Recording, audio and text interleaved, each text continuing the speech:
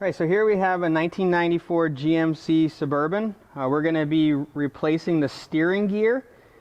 Alright, so the first thing we need to do is we need to remove the steering shaft going into the gearbox. Alright, so I have an 11mm socket.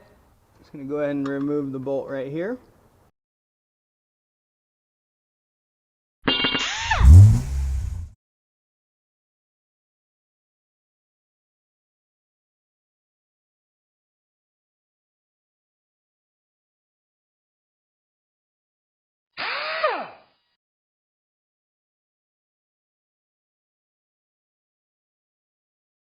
All right, now we want to push our steering shaft off of our box. So I just have a pry bar here. I'm just going to kind of wiggle our way through.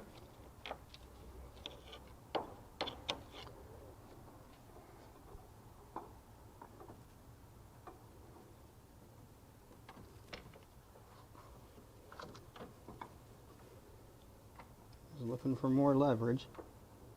All right. Alright, so now we're loose on that. I'm just going to, these are our lines for our inlet and our outlet. I'm just going to go ahead and see if I can break them free right now before we get under the car.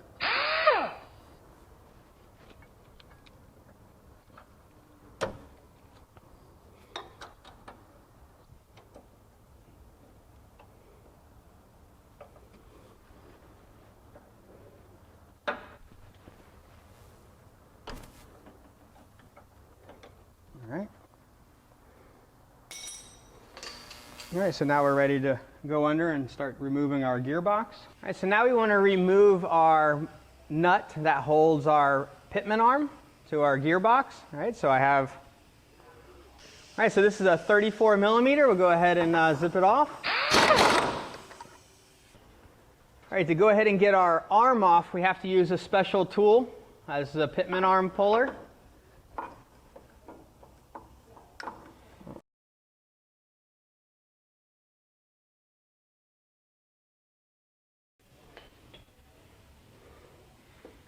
All right, so our pitman arm is loose. We're going to go ahead and take our lines down now. All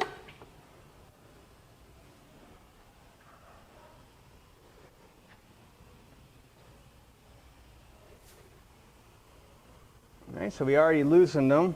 So that one was hand tight, and that one's not.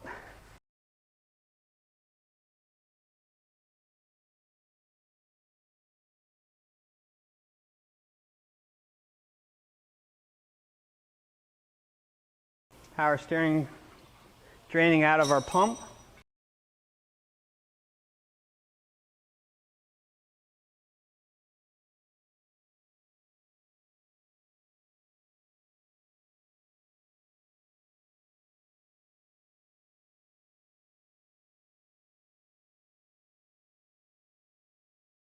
All right, so now I'm going to remove our 3 bolts holding our steering gear in. All right, so they're on the outside of the frame. It's a 13/16. All right, so I'm going to go ahead and I'm going to take 2 of them all the way out, and I'm going to take the last one like out slowly because this thing will drop after that.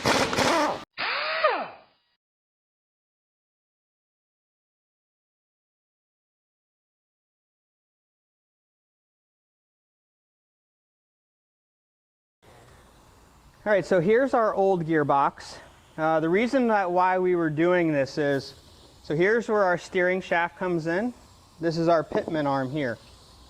All right, so I can grab a hold of this and I can move it pretty good, and I do not move the steering at all until I really like torque into it. All right, so I got a lot of wobble there. So typically, that's what this is right here. So what you would do is loosen this nut up. Right, so you would loosen it up, and then you can turn this screw inward, but you see how tight it is? That is all the way bottomed out. That's why we're having to replace this, because that slop can be tightened up here only to so far, where now it's so far out of adjustment and worn that we actually have to replace the gearbox. All right, so here we have our a remanufactured gearbox that we got from Auto Parts Direct to You. So we just want to make sure everything is the same before we go ahead and install it. Right, so it's already been marked. Right, so that gear is set. All right, and our key is in the same direction.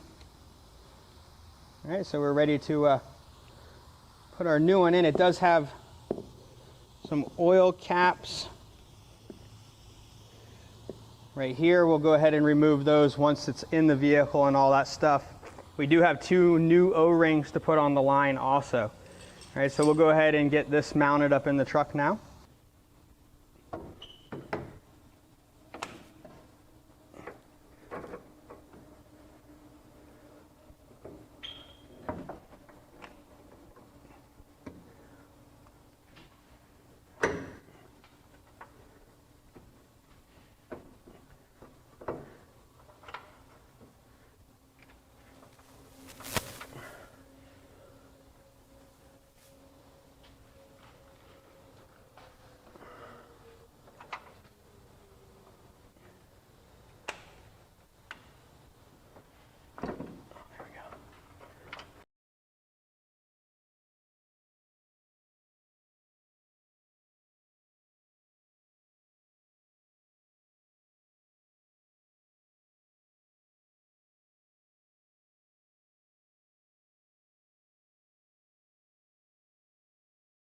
All right, so we'll go ahead and impact them in now. All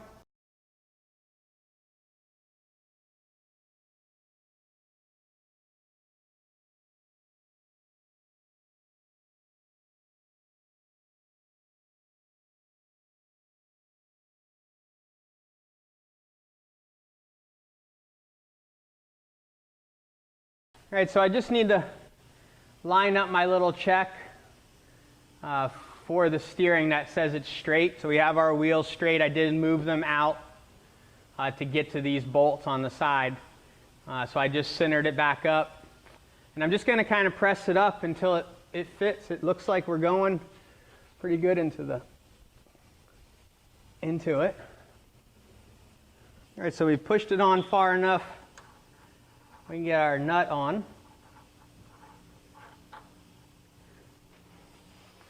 All right, so I'm just gonna first just do a little hand tightening on it, make sure that everything feels good. It seems to press in right.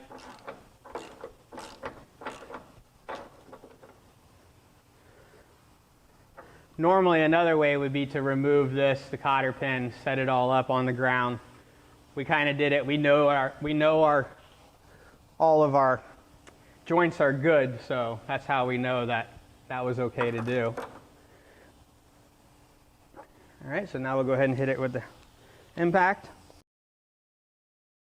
All right, so now we're ready to go back up to the top and reconnect our lines and our steering shaft. All right, so now we'll go ahead and reconnect our steering shaft. All right, so we have a little dimple.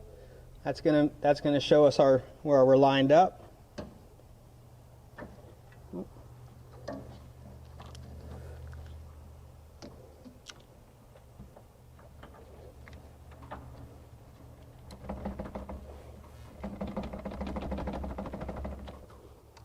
All right, and we just want to, somehow got to push it back down in there.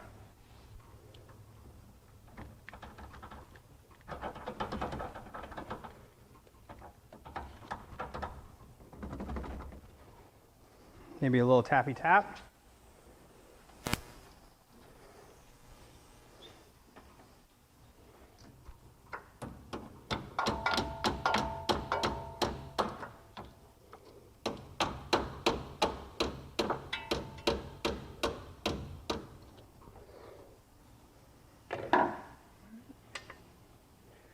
Reinstall our bolt.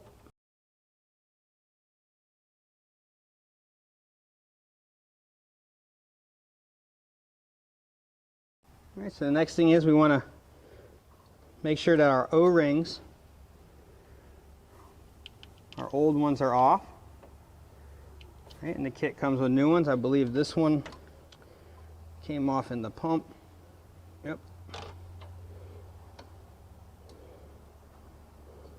Right, so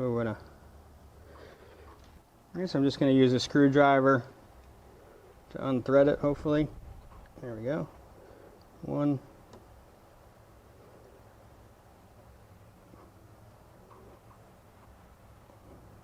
A little harder.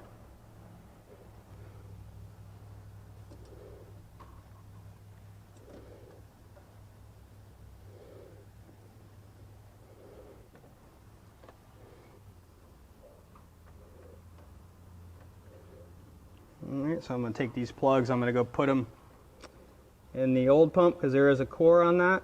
It's got to go back. We did drain the system. I just want to verify there's no fluid in there. Alright, so if we had a system that had a cooler on it, we'd want to flush that cooler out to make sure we got everything out of the system before putting our new fluid in so it doesn't contaminate our new gearbox. All right, but this is a straight flow.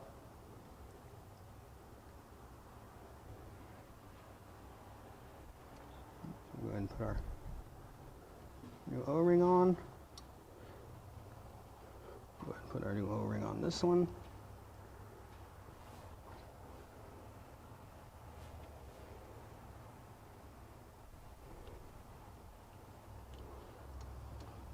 And I'm going to start with the back one first. And I'm going to hand thread it in as far as I can go, just to avoid any issues with cross threading these.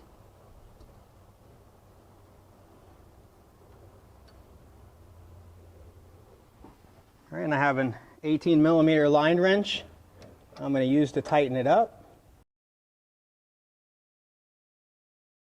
And that's why I did the back one first, so I can have enough room. See, I had to move that line too. So I got to loosen it up. I need to reposition it right about there. I can tighten it up.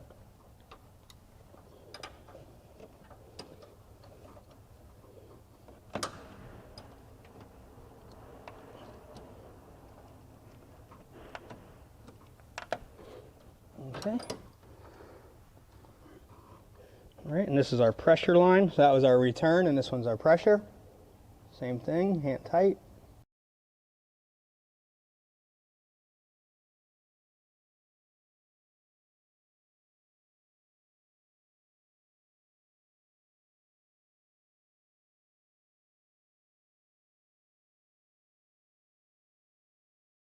All right, so now we want to put some fluid in it.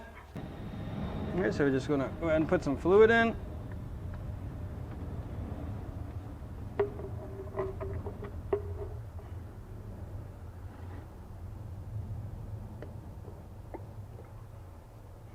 Try not to overflow it.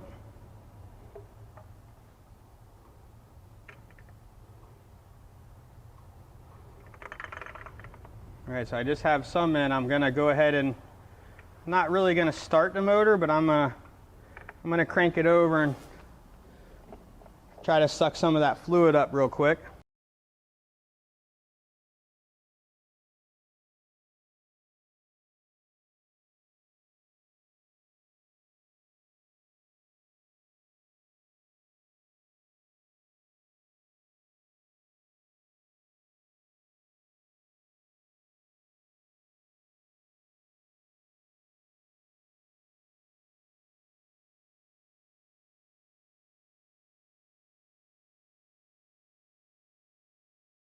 All right, so what I'm going to do now is I'm going to start it up and turn the wheel all the way to the stop, almost to the stop. I'm not going to bounce off of it, but I'm going to get it to the stop.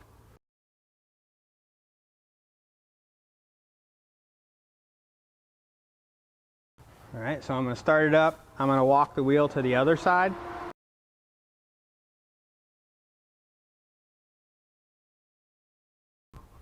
Oh yeah, all right, so you can see we have a little aeration still going on. All right, so we have some air bubbles. What I'm going to do is I'm going to start it up and I'm going to go back and forth. I do have, the vehicle is up off of the ground just barely enough where the tires, there's no pressure on the tires for the gearbox, so it's a simple, easy flow through. That kind of helps out with trying to get the air bubbles out.